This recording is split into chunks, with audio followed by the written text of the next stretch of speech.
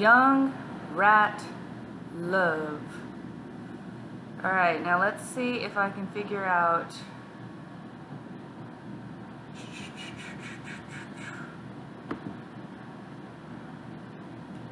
Alright, there we go. Alright, two young rats are in love and they want to start a family. Let's see if we can predict what their children might look like. This says will look like, but the truth is when it comes to genetics, it's far more complicated than blue-eyed, brown-eyed, dark hair, blonde hair. It's really, you've got more polygenic traits than you do monogenic traits. So we're going to look at what they might look like. Okay, we'll start by looking at the alleles that control fur color. Keep in mind that a rat has two genes for each trait, one from the mom, one from the dad. And one of those two genes gets passed along to its offspring. We've got a male with the genotype AA. So this was from last lecture, right? Let's erase this.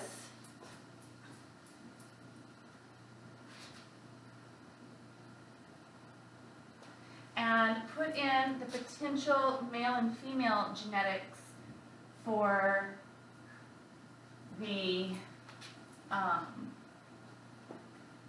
rats, for their young love. Okay, so we've got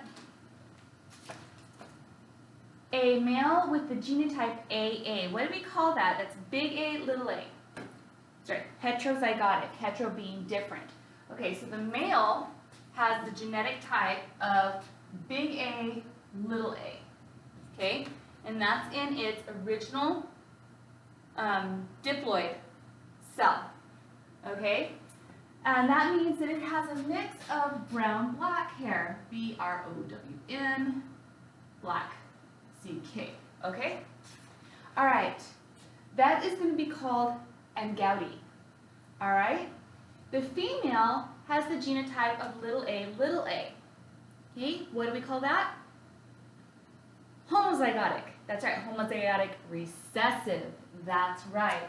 Okay, so little a, and shows a black phenotype. So genotype is the gene she carries, phenotype is what you see.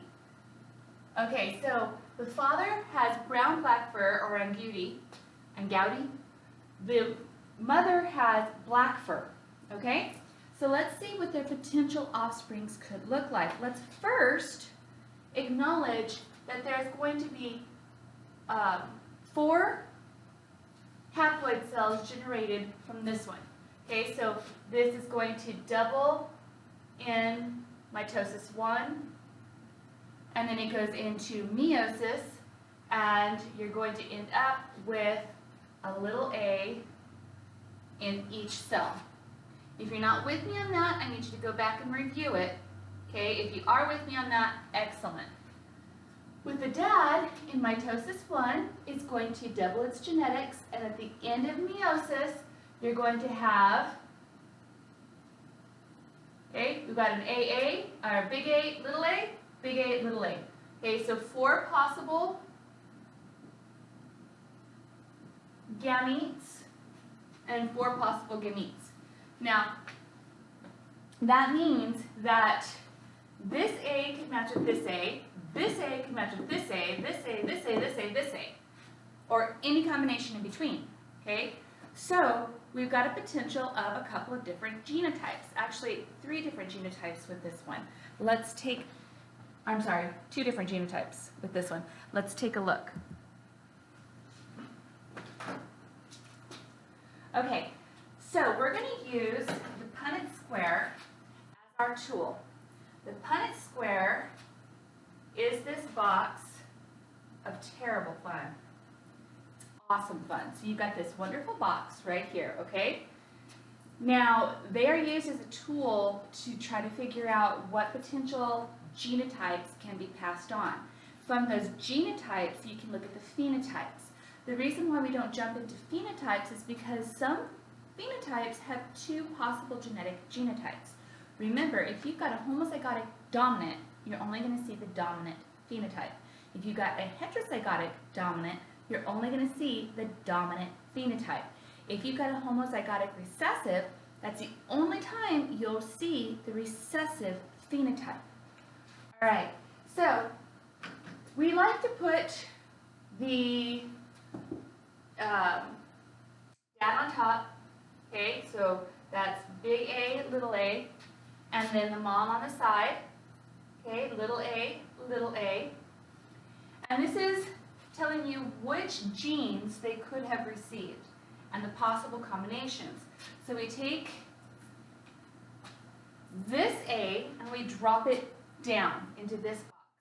Capital A, capital A.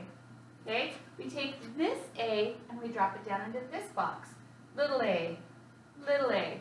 Now let's do the mom. Okay?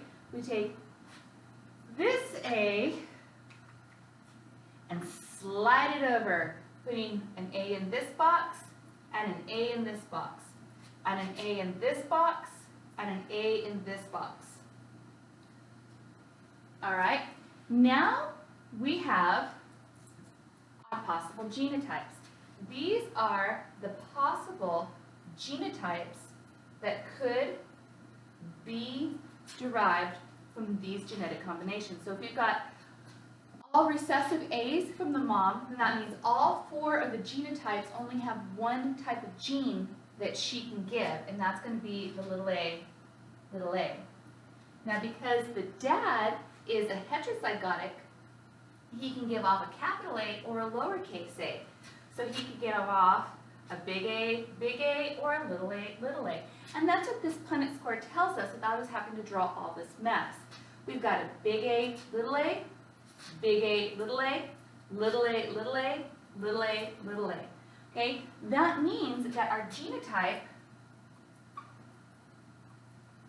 could potentially be heterozygotic dominant or homozygotic recessive.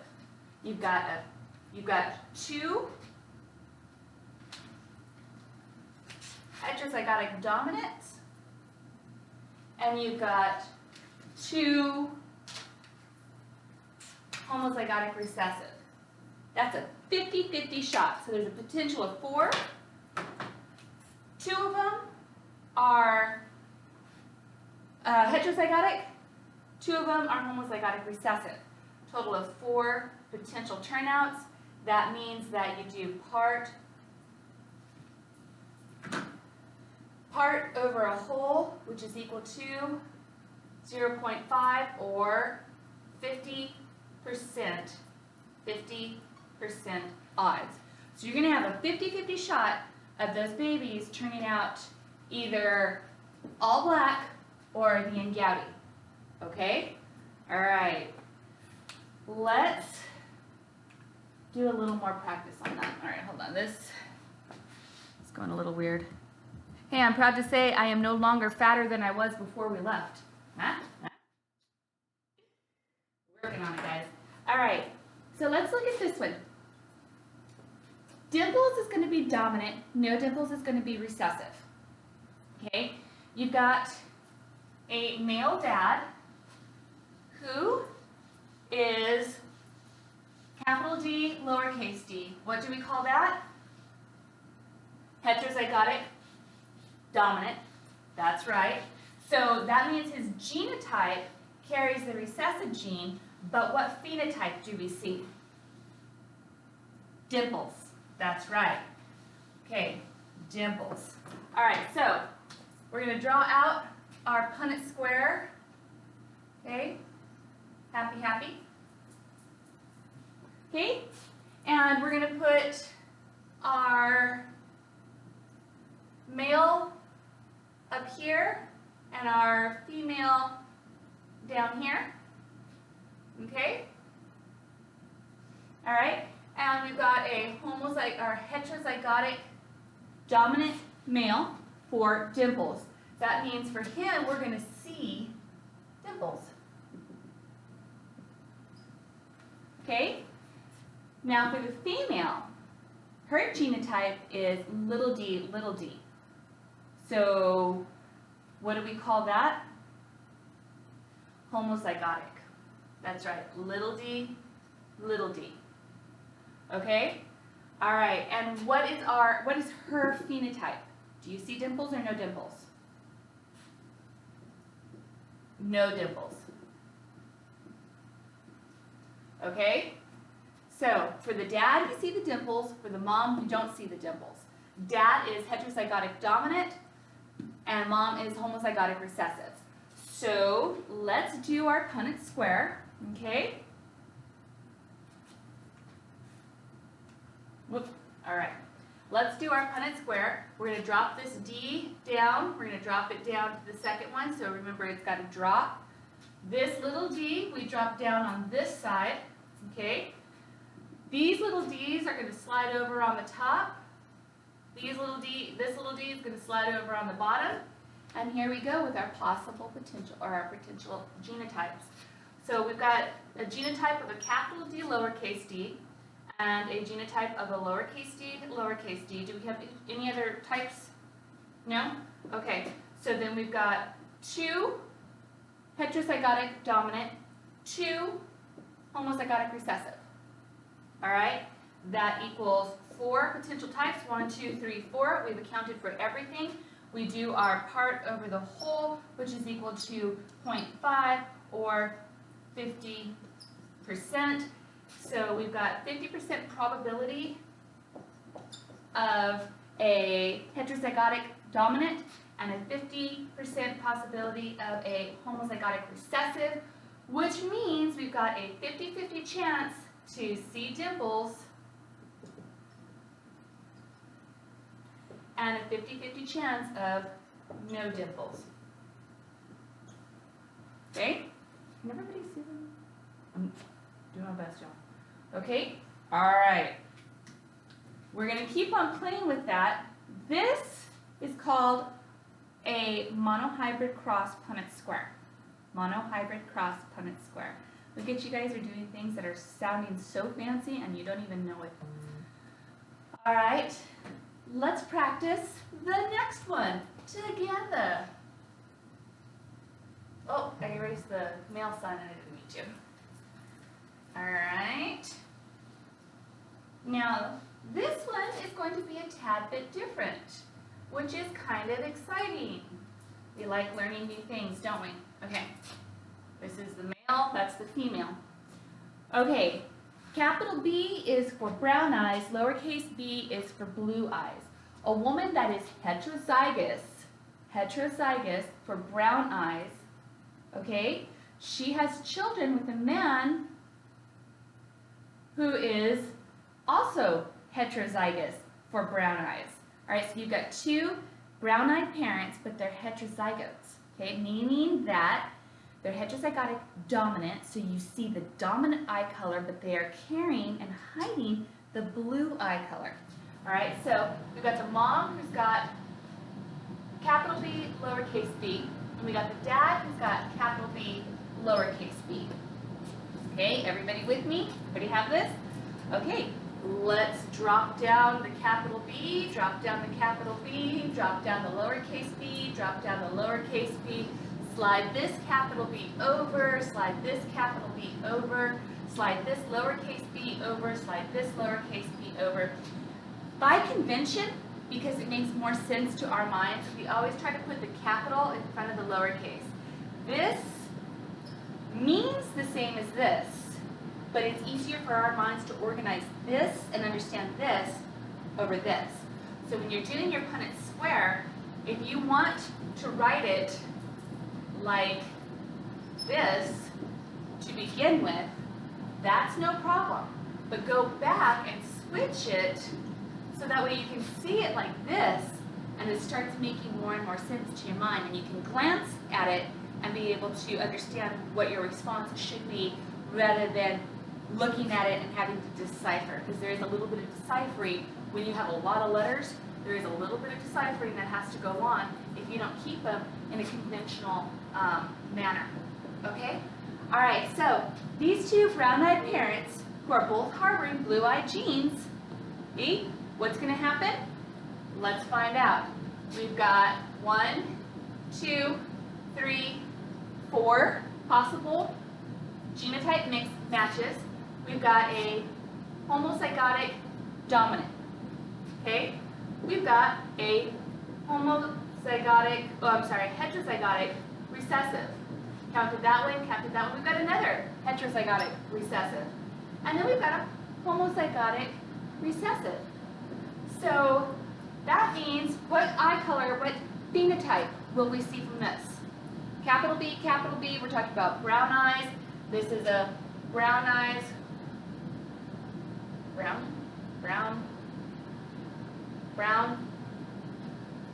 Okay, brown-eyed baby. Okay, this is a heterozygotic dominant. You've got the dominant gene in the genotype, so your phenotype is going to be dominant. That's right, so you'll have brown eyes. Now you've got a homozygotic recessive. No dominant there, nothing to hide it, so what color will the baby's eyes be? Blue. That's right. Okay, let's do we've got one homozygotic dominant, two heterozygotic dominant, and one homozygotic recessive. Okay, let's do the math on that. So 1/4 odds, okay, so 25% chance of having a homozygotic dominant. You've got a 50, so this is 2 out of 4, okay, that's a 50% chance of a heterozygotic dominant. And then you've got a 1 out of 4 chance that you're going to have a homozygotic recessive. Make sure you did your math right. 25 plus 50 is 75, plus 25 is 100%. You did your math right. So that means that if these two parents had children, each child would have a 25% chance of having blue eyes, a 50% or a 75% chance of having brown eyes. But of that, 25% of them have the chance of becoming a homozygotic dominant rather than a heterozygotic dominant. So 50% chance that they're going to be a heterozygotic dominant, 50% chance of a homozygotic, 25% chance of a homozygotic dominant, 25% chance of a homozygotic recessive.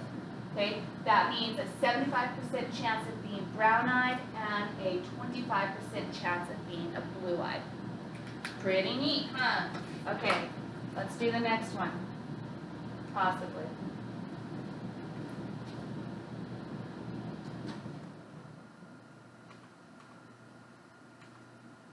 Okay, that is for next week. What I'm going to do now is I'm going to set up a little table using those socks that we used before, and we're going to do the genetics with the socks. I've got the same socks that we had before, except these ones are going to have capital and lowercase letters on them, so you can see the randomness of it.